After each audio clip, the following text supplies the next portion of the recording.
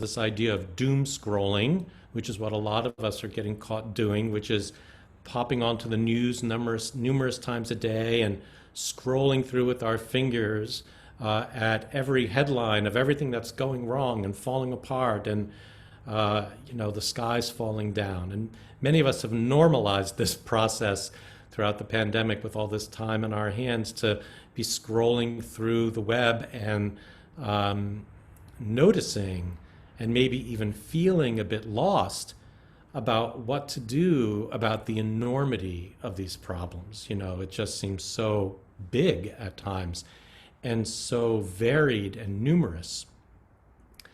And so this talk is like another one in probably a long line of talks that you've been listening to or giving about how we might find our way and what do the teachings offer us from our tradition that may be guides for us as we figure out how to respond in an appropriate and caring and healing way to the kind of difficulties that we're seeing as we scroll through all of the bad news we're all being inundated with.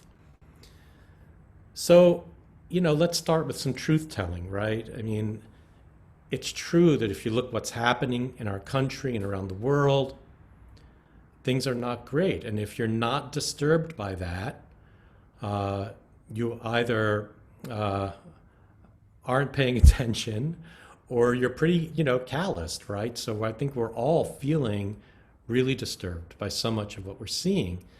And one could come to the conclusion, and this has happened at other times of pandemic throughout, history, where society comes to believe that we're caught in the grips of this horrible downward spiral in society. Some people say we're caught in the grips of a self-harming, suicidal juggernaut I read recently of history. And, that's a pretty sobering idea. Are we? And if we are, what do we do about it? But at the same time, I'm sorry, I just got a message that my internet is unstable. Am I there? Can you give me a thumbs up? Yes? Okay. Great. At the same time, I think if you're reading and searching the web, you might also be aware that there are indeed massive movements afoot that are attempting to liberate society from that juggernaut. And it's important for us to notice them too and to pay attention to them. And maybe many of you are already involved in some of those movements. But people are organizing in massive numbers, to heal these wounds in society through wise and radical mass action. A lot of that's happening on the web. Some of it's happening in person. Some of you may be aware that there are a number of, for example, Buddhist election retreats going on online right now. We're offering one next week. I've participated in some already where in the context of days of reflection or zazenkais, we're taking time to quietly write letters in massive numbers to get out the vote this fall. And tens of thousands of letters are now coming in. So there's these kinds of radical mass actions going on by many of us all over. And this is a really hopeful and helpful thing. I read recently that there are some estimates, some people are saying that there are more people engaged in positive social change movements now than ever before in the history of humanity. And these are people just like you and me. They're engaging in active hope in their neighborhoods, in their networks, and sometimes in very vast networks that include people from very many different walks of life. And things can be changing. I'm sure many of you were moved by some of the words said by and about John Lewis in recent weeks when he died. And he wrote that, beautiful piece that got published posthumously on the day of his memorial service in the New York Times. And one of the things he said reminds me of something that a teacher said to me when I was preparing to receive the precepts, which is a process where here at Red Loaf Mountain, a lot of our students are preparing to receive the precepts this fall. But this teacher said, John Lewis said, I urge you to answer the highest calling of your heart and to stand up for what you truly believe. I urge you, he said, these are his kind of parting words to us. I urge you to answer the highest calling of your heart and to stand up for what you truly believe. And it seems to me that we're in a time where this is really good guidance for us. It seems so important. And I was thinking about this talk, I was going to talk a little bit about activism and some of what I think we have to pay attention to as we engage in activism. Maybe we'll come back to that, or maybe there'll be another time to think about some of those things, because I'm sure many of you are considering what does it mean to act up in an effective way in this world, and I do some activism as part of my own practice. But I think I want to pick up some guidance. John Lewis gave us good guidance, and Zen Master Dogen gave us some good guidance too. And I want to pick up on some of his teachings as we think about our own role in how to engage with this complicated world, right from where we are, and the role of practice itself in disrupting this juggernaut we seem to be caught in. And so, if you're getting up in years like me, short lists are really helpful, and Dogen's list is luckily rather short. And so I'm going to go through 4 guidances that he gives us. You may be quite familiar with them already. And I might even, if we have a little time, talk about Zazen itself as a disruptive practice in our society. And then maybe I'll put up on the screen a Metta Sutta prayer that we say together, and we can say that together as a way to just connect our sanghas together in a nice way to end things. So that's how I think the remaining time will go, if that's okay. So I already introduced this word disruption. And this is a word that I learned about when I was working in the AIDS epidemic. For many years, we were trying to disrupt infection rates and disrupt ways of thinking that were influencing people's vulnerability and all of that. I also remember, and I'm sorry for the dinging, I don't know exactly how to turn that off. Let me see if I can. I was also introduced to the notion of disruption when I worked in community philanthropy, and we were doing a lot of social justice philanthropy. And we would talk about using philanthropic capital to disrupt harmful systems in communities and society. And I remember during that time reading from the mega consulting firm McKinsey that disruptive technologies are, and I quote, advances that will transform life. Disruptive technologies are advances that will transform life, business, and the global economy. So disruptive technologies are, can suddenly reveal to us, to people who maybe haven't been noticing certain things, they can suddenly reveal to us a new way of seeing. And in doing so, disruption or disruptive processes kind of transform the status quo, and they create the opportunity, right, for a new normal to emerge. So that's what's happening with disruption, is we're disrupting an old way, and we're creating the opportunity for a new way, a new normal to begin. Recently, I had a fun conversation with Sharon Salzberg for her podcast.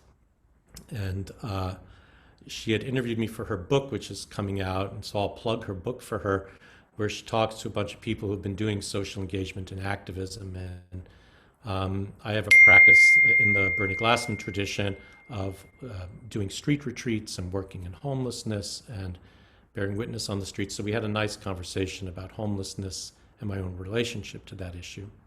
And toward the end of the interview, she asked me, "So why do you practice Zen?" or something like that, she said. And what popped up for me there was that I thought that Zen was a practice that was fundamentally disruptive, that it upends the way we see things.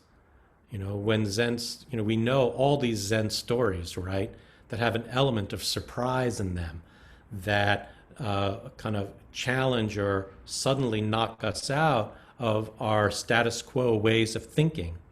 Right, the famous story of what's the most important teaching? The student asks the teacher, and the teacher says, have you had your supper? So in that little moment, a disruption of this kind of habit energy we often have that we get caught into, where we think we kind of have to push against the same old question, the same old way of seeing things. And, when done well, as a good Zen teacher, right, helps us kind of break through some of that old habit energy so that something new, a new energy becomes available, right? So the barn burns down and now we see the moon. So we get a new view on things, a new openness, a new kind of clarity, because we've let go of some old habitual way of seeing our lives and the world. So I think if Zen Master Dogen was a 21st century Silicon Valley millennial, which he wasn't, but it'd be fun to imagine him in that kind of a role, I wonder if he might have written an essay called something like The Four Disruptive Technologies of the Bodhisattva. So Dogen wasn't a Silicon Valley millennial, but he did write an essay that I think is about disruption. And it's a very famous one. Maybe you've studied it already. Sometimes it's called The Four Embracing Dharmas of the Bodhisattva. These are the four guidances of a bodhisattva. So in it, he asks us to consider how enacting these four very specific bodhisattva actions in daring and energetic ways might, a quote from him, transform the destiny of the world. This is a wildly disruptive way of thinking. How engaging in four practices energetically and in daring ways might transform the destiny of the world. So you can't transform the world without disruption. In some ways, Dogen's words, they foreshadow people like Robert Kennedy, who in 1966 said, "Each time a person stands up for an ideal or acts to improve the lot of others or strikes out against injustice, he or she sends forth a tiny ripple of hope, and crossing each other from a million different centers of energy and daring, those ripples build a current that can sweep down the mightiest walls of oppression and resistance." So this is a call to disruption in our tiny ways, in our little ripples, in very specific ways that we might practice with one another, that there are ways that we might sweep down the mightiest walls of oppression and resistance and systems that continue to perpetuate suffering in our world. So this is one of my favorite Dogen essays. In some ways, it's one of my favorites because it is, by Dogen standards, unusually accessible. Like, it's really pretty easy to understand. There isn't a whole bunch in there that, as Dogen can sometimes be, like, what's he talking about? What is that image or metaphor? This is such a practical teaching. And for that reason, I really love it, and it's kind of a go-to teaching for me. And I really recommend you read it at some point. And the wonderful book written by a colleague of ours, many of you may know him, Alan Hozan Sonoki, who wrote a beautiful book called The Bodhisattva's Embrace, where he looks deeply into this teaching. So Dogen suggests that there are four daring bodhisattva actions that if we were to be fully committed to them, we could transform the world and give peace to others, he says. So he eloquently writes about giving, loving speech, beneficial action, and identity action. And I want to say a few words about each one of these and just a tiny little hint of what Dogen tells us about each of these. It is not a long essay of Dogen's, so again, pretty accessible, and I recommend you take a look at it. Giving, says Dogen, is the most essential practice of a bodhisattva. And you know, I think we're all bodhisattvas in training, right? We're all trying to do our best to enter into the hell realms of this world and to bring flourishing to everywhere we go, to everything we touch. And you all just chanted the four great bodhisattva vows. So this is our essential practice. Giving, he says, is the most essential practice of a bodhisattva with that kind of a vow. At minimum, he says, we should give really simple things like our attention. We should be able to give in a spirit of generosity, friendship. And we should give, as many of us are already, material aid to those who are in need. Like, these are the fundamentals of giving in our lives. This is what a bodhisattva does. They just give attention, friendship, and material aid to those who need it. Simple. We can do that, you know.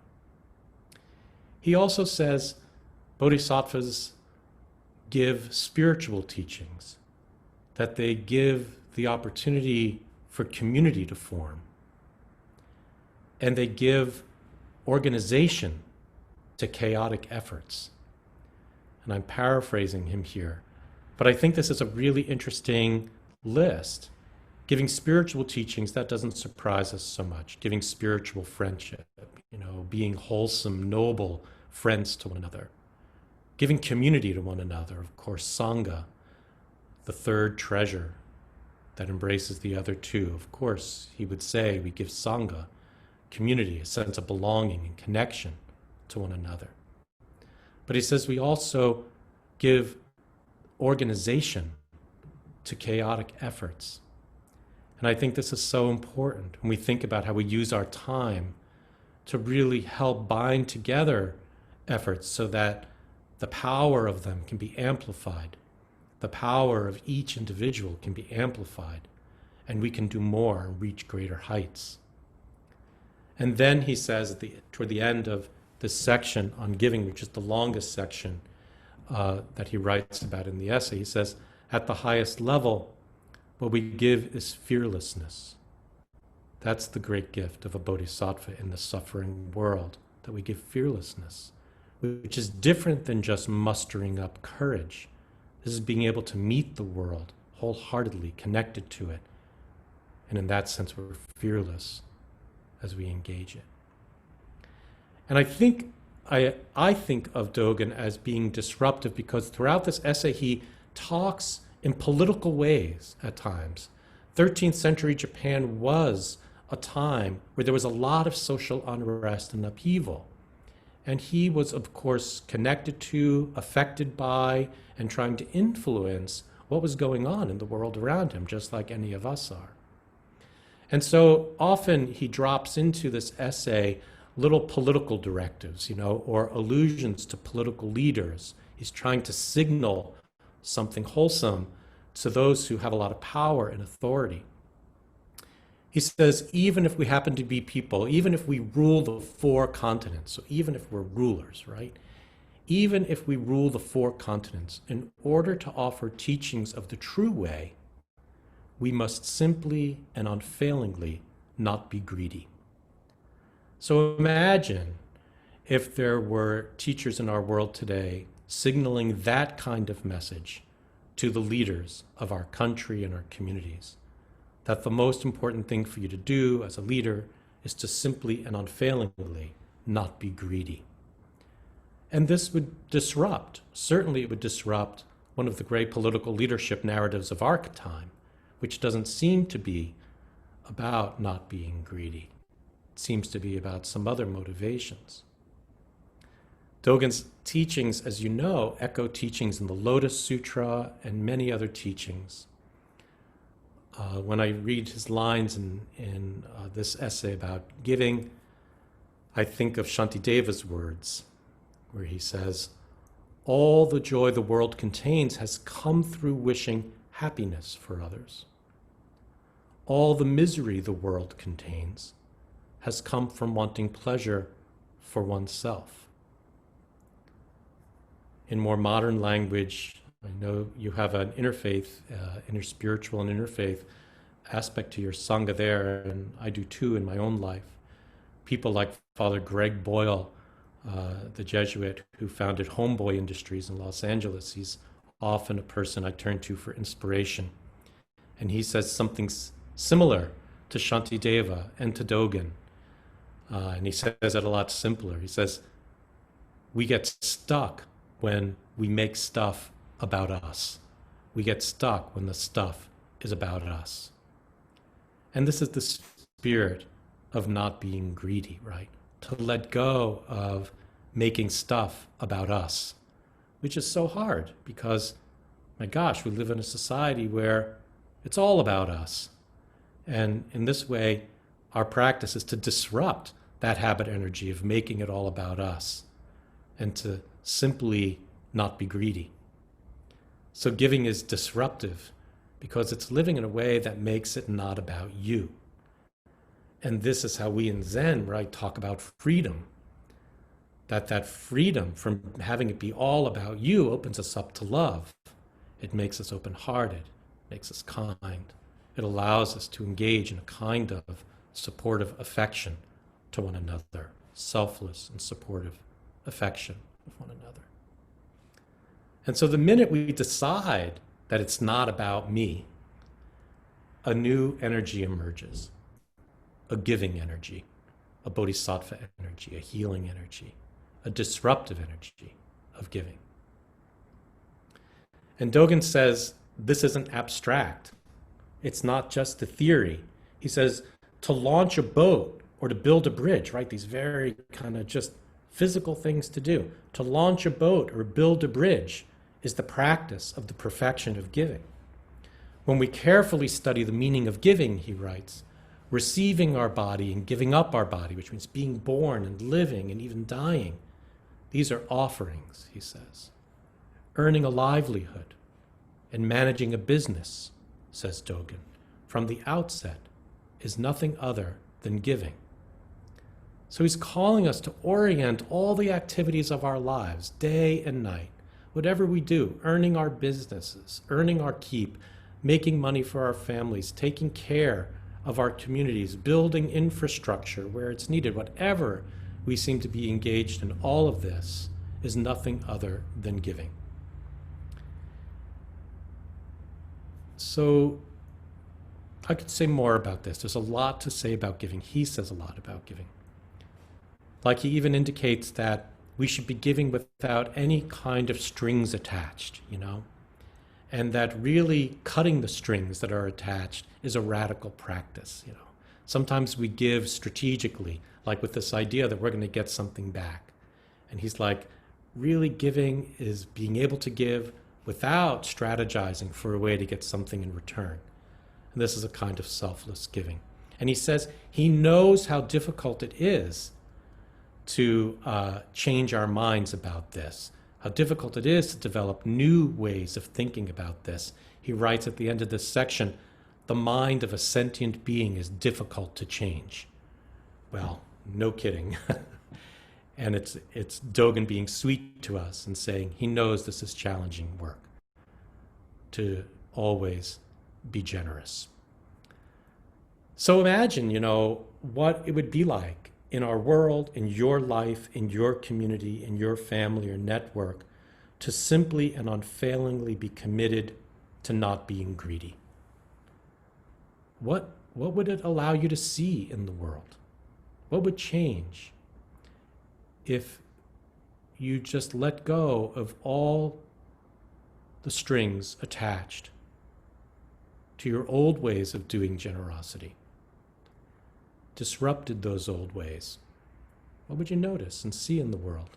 if you were to simply and unfailingly not be greedy. The second disruptive practice that Dogen gives us is loving speech. And this seems also really timely for us. Loving speech, says Dogen, means, first of all, to arouse a compassionate mind when meeting living beings. So it's like prepare yourself as you meet people to engage with them in loving speech. Loving speech means, first of all, to arouse a compassionate mind when meeting living beings, and to offer caring and loving words. In general, he says, we should not use any violent or harmful words. And this carries a lot of weight for us as we think about what our behaviors look like these days.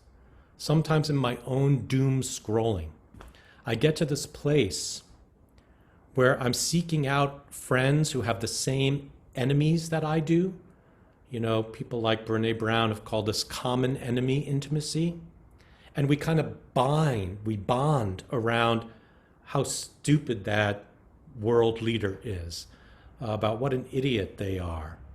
And we become very disparaging toward the people we disagree with.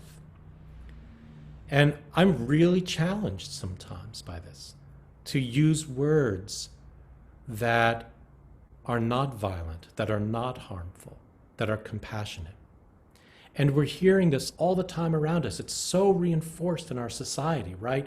Everywhere we turn, almost everything we read and hear, there's this kind of blame and shame and disparaging language toward everyone who isn't quite like us, who doesn't see the world the way we do, or doesn't agree with how things should go. And it teaches us that words are really powerful. And once they're spoken, they really can't be taken back.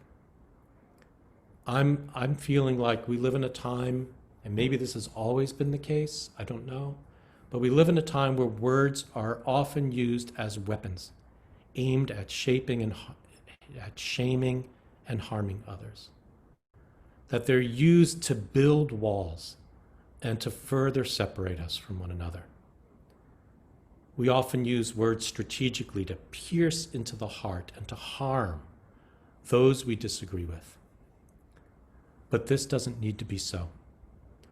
I think we can disrupt this. Words, says Alan Seneca in his beautiful book, are sounds that break into the world from the absolute. They come from the silence of oneness. They germinate out of the ground of silence that embraces us all. Dogen says that we should do our best to, quote, speak with a mind that compassionately cares for living beings, as if they were our own babies.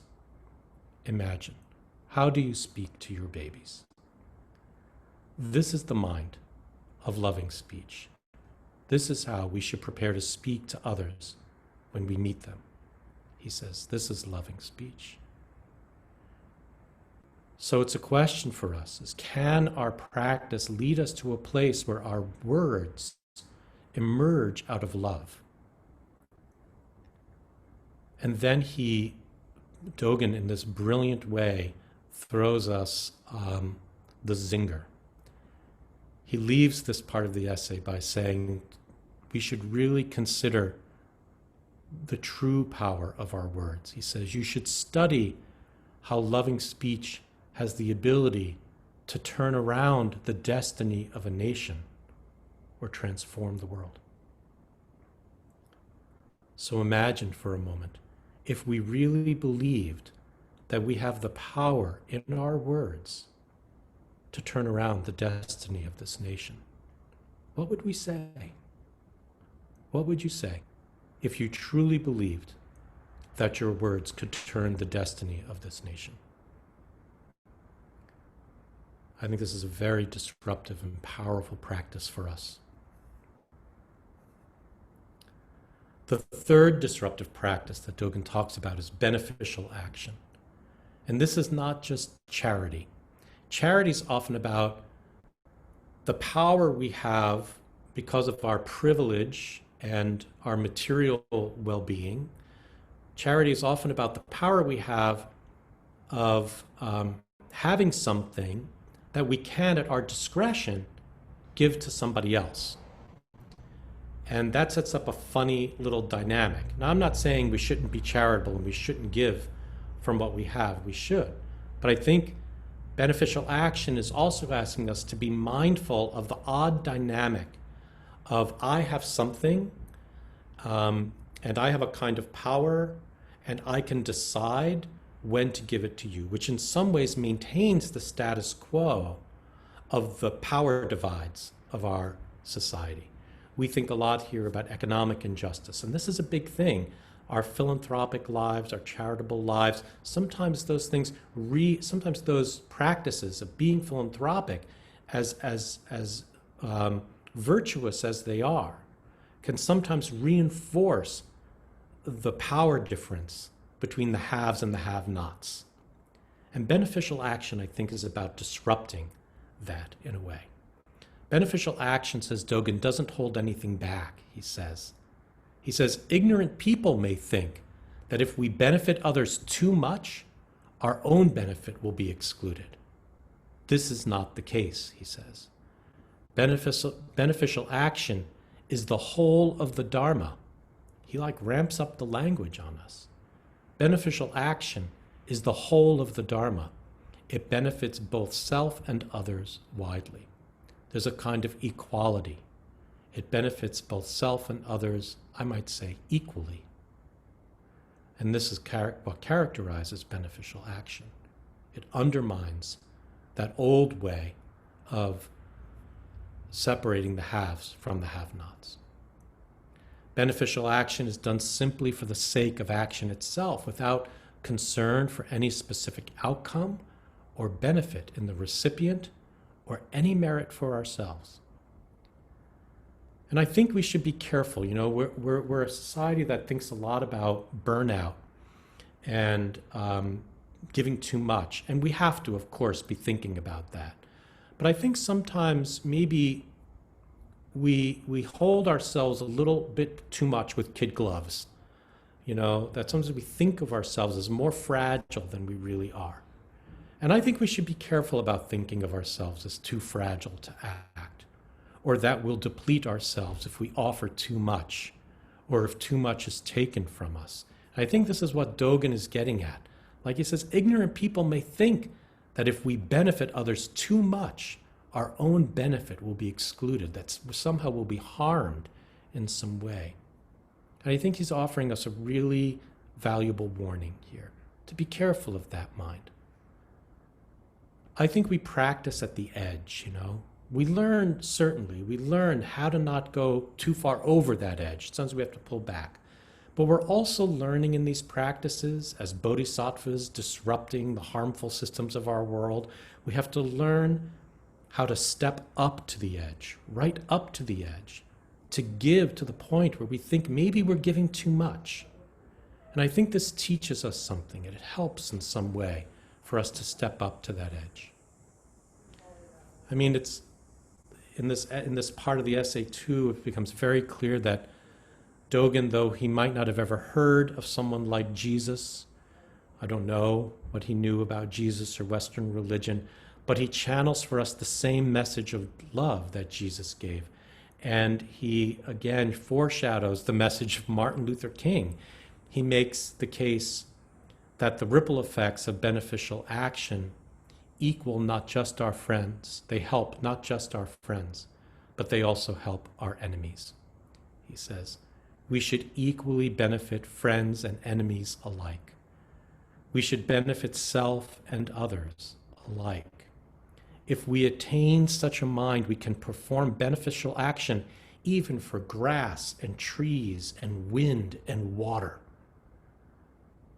that we can disrupt the whole world. What a wonderful vision.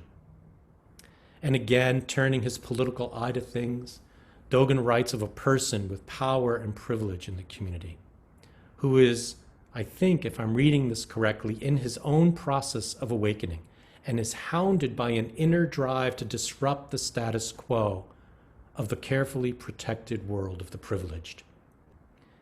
Dogen writes, 3 times the old lord, stopped in the middle of his bath and arranging his hair, and 3 times he left his dinner table, which you kind of might imagine a lord's dinner table being full.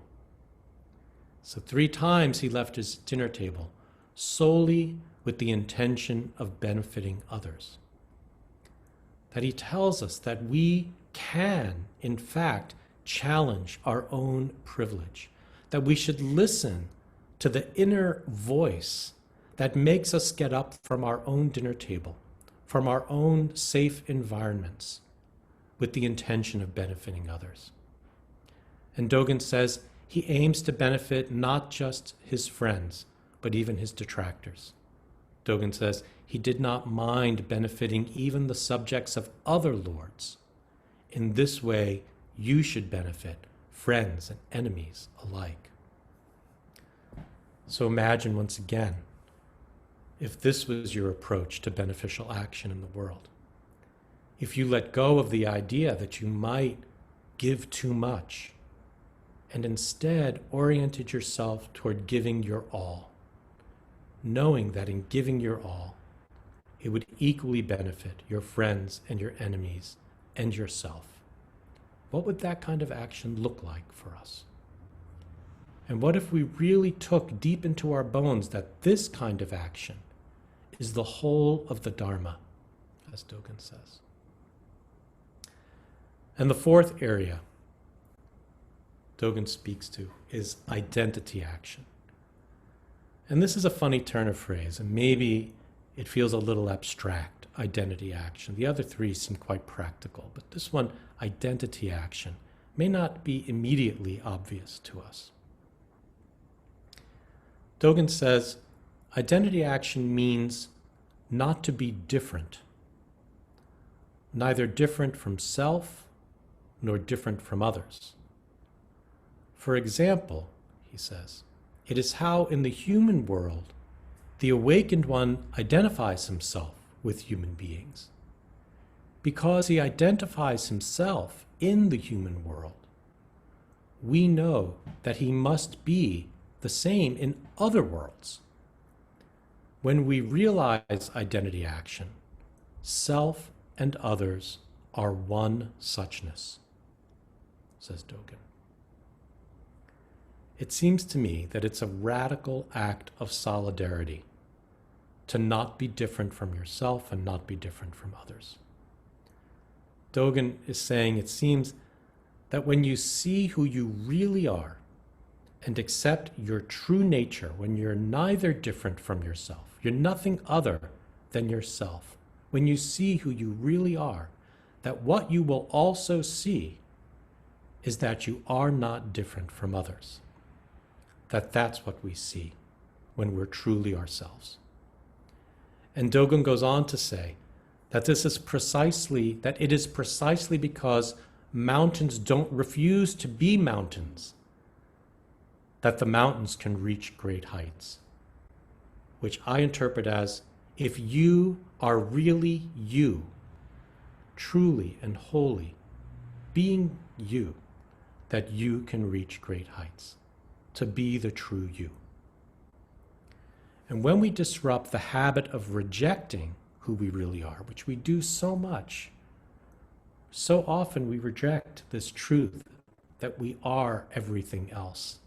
And we enclose ourselves in our little bubbles and we think, this is who I am.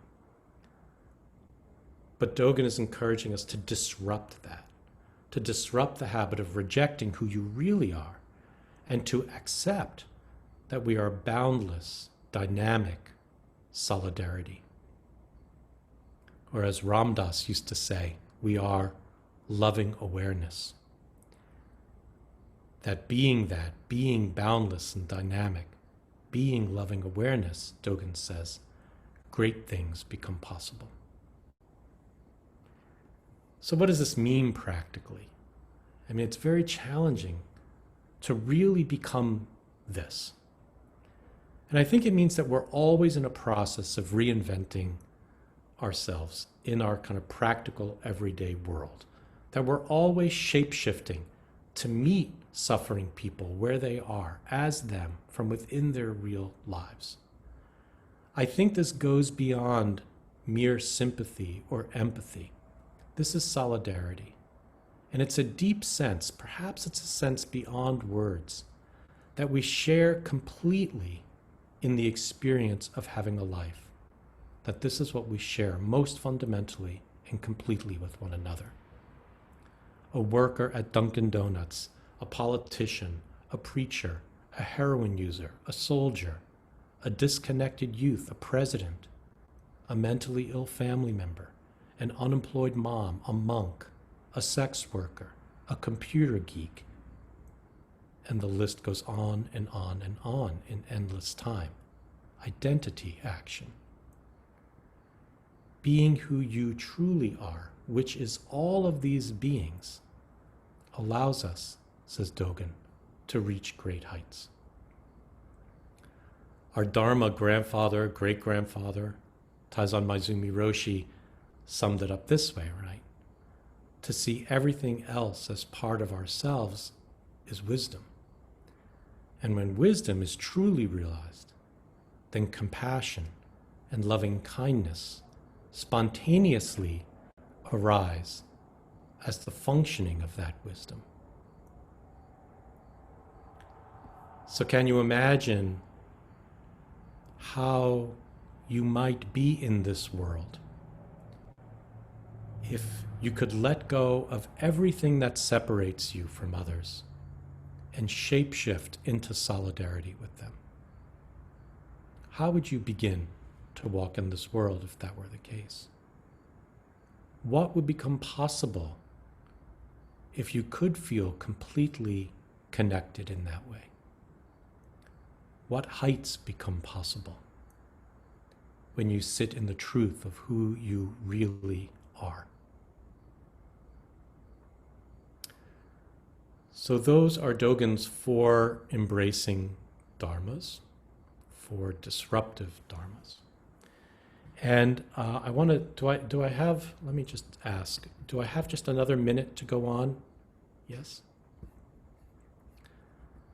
Because I feel like I would be remiss if I didn't say a little something about Zazen itself as a disruptive practice.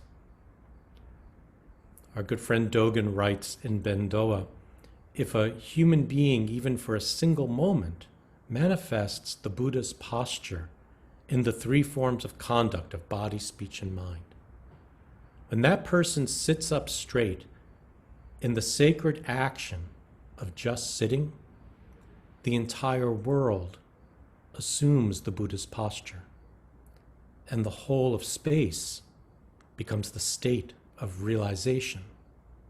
These are Dogen's words. So when we're sitting Zazen properly, we are, he says, already disrupting and transforming the world.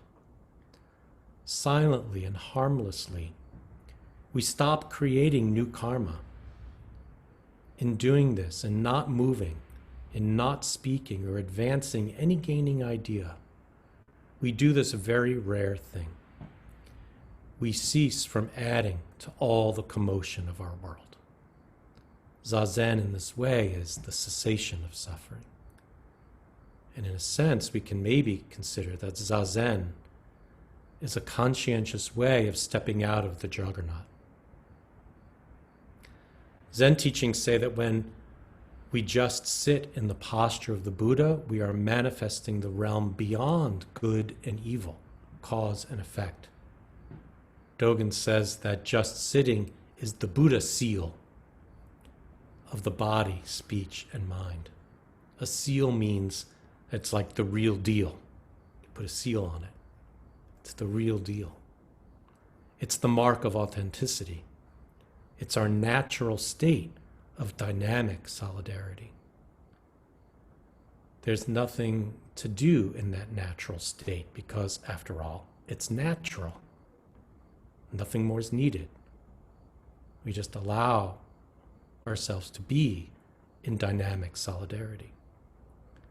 And in this sense, we stop being out of harmony. Our body stops moving, and therefore it doesn't cause any harm. Our mouths don't open, so we don't speak words that can argue or offend people. And the mind doesn't chase after any material want or after any strategizing. It doesn't chase to conspire or manipulate anything. In the stillness and silence, we are our true selves. We're the real deal. We're radiating unity. So as a form of conscious pacifism and resistance, can I say this? That Zazen is beneficial action, that Zazen is a form of pacifism and resistance. Not only is it a practice that transcends the effects of karma, but Zazen puts our individual body and mind back into harmony. And in doing so, it mysteriously puts the world back into harmony. Maybe it's not so mysterious after all, I don't know.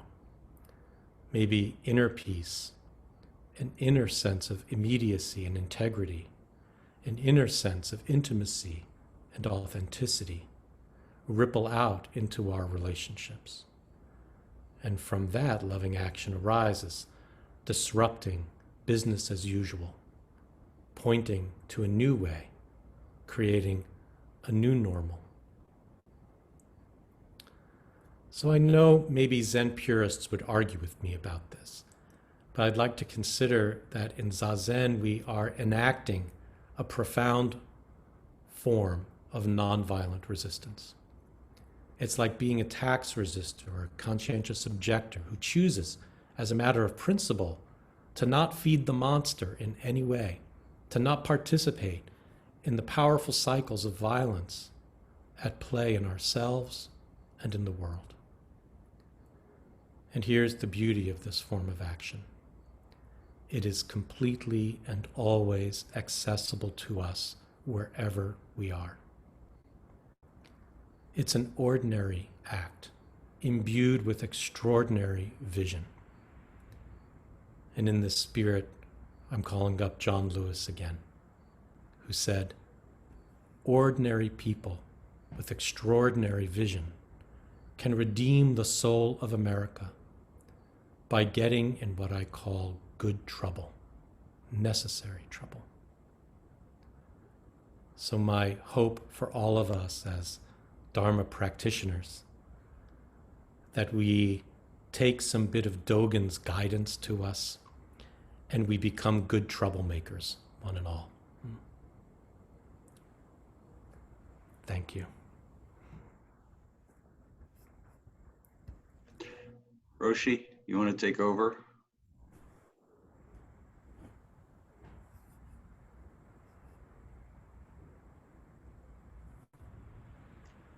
Roshi, you're muted. You're muted. We can't hear you. Thank you, Sensei, for that wonderful talk. That's so moving. And we have a little time. Maybe someone has a question, or anyone want to ask a question of Joshin? Sensei? Yeah, Eve? You have to unmute yourself, Eve. The new Zen form, unmuting ourselves. Yeah. So, do you know Arlie Hochschild's book, Strangers in Their Own Land? Yes. So The science fiction book, Strangers in a Strange Land? No, Arlie Hochschild, the sociologist, Strangers. No.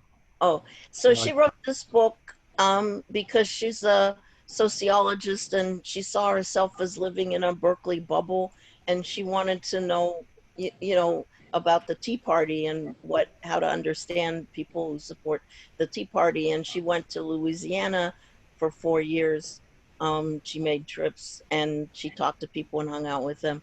And in 2016, so she stayed there till right up until the election, and she wrote this book and talked about environmental degradation and people saw that it was caused by corporations and the oil company, and they saw what it did to the places where they lived, but they were still supporting the oil companies. And and anyway, she talks about that in the book, and I've been telling people to read it because I think it does help to understand, the dynamics and who supported Trump in the elections. But so I was talking to a friend of mine who'd read the book, and she said to me, but those people are so misguided, she said. And and I mean, there are people she talks about that are environmental activists and still consider themselves Tea Party supporters, but she also talks about people that believe in the rapture, and so in some ways what they do is limited by the belief that the people who are valuable are going to be separated from the earth and don't have to worry about it. And so my friend said, well, like, what do you say to people like that? And I didn't know what to say to her. Uh-oh, are you asking me? Yeah. I don't know. And I'll tell you why I don't know, because I think where I'm finding myself more and more is to prioritize coming into relationship with people first, rather than trying to convince them of any other way of thinking. I just think, can we just find each other a little bit and kind of acknowledge our common human thread, you know? So that's where I start. And then we see what kind of a conversation arises. This is kind of like bearing witness to the situation. We're just going to see, where does this go? Where does this take us? I think Yeah, that makes sense. we have time for like one more question. Someone? Anybody?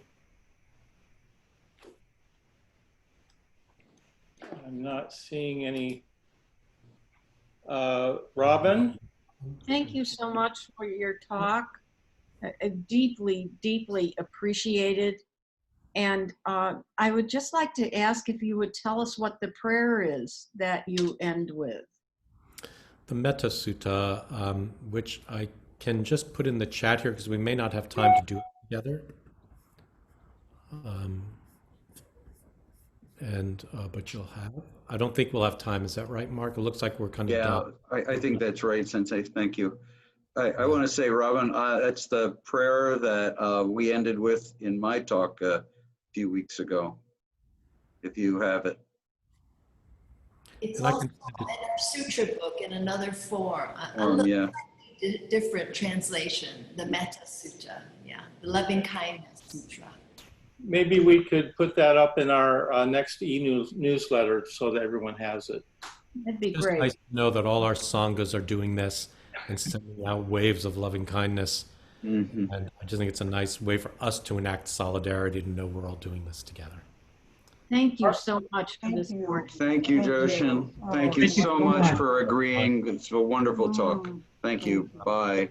To all of you. Bye, everybody. Have a lovely day. Don't forget, commit to sit.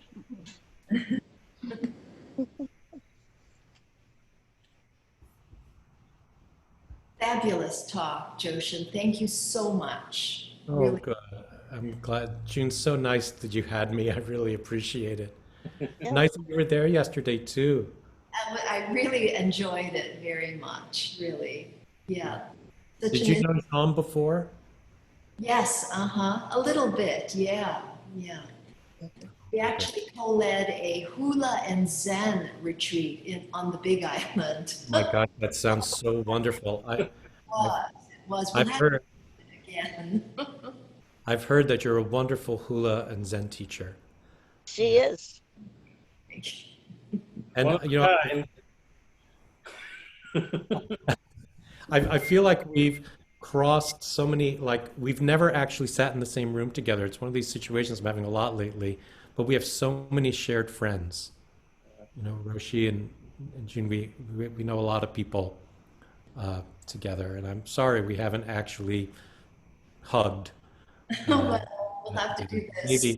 virtual. And you know Mark and Pat, right? Yeah. Yeah, I do. All right, everyone. Thank you Okay, so much. thank you, Joshin. Yeah. And thank you, Joshin, because I do know what to say to my friend now. How are you? Let's have coffee.